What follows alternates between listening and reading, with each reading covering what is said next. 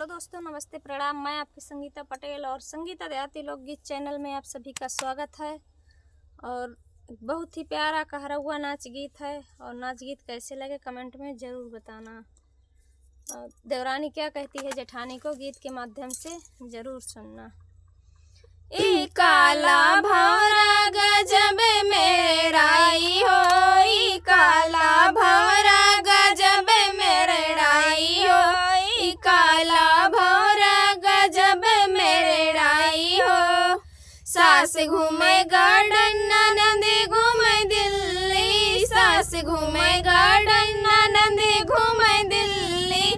हम घूमी सऊदी जेठान जरी जाई हो, हम घूमे सऊदी जेठान जरी जाई हो। ई काला भंवरा गजब मेरे राई हो, ई काला भंवरा गजब मेरे राई हो। सास खाए लड्डू ननदी खाए बर्फी, सास खाए लड्डू ननदी खाए बर्फी। हम खाई पेड़ा नन जेठान जरी जाई हो, हम खाई पेड़ा जेठान जरी जाई हो। ई काला भंवरा गजब मेरे राई हो, ई काला भंवरा गजब मेरे राई हो।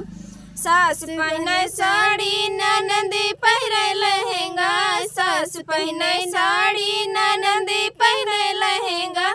हम पहरे चुनरी जेठान जरी जाई हो, हम पहरे चुनरी जेठान जरी जाई हो। ई काला भंवरा गजब मेरे राई हो, ई काला भंवरा गजब मेरे राई हो। ये गीत कैसे लगे कमेंट में ज़रूर बताना।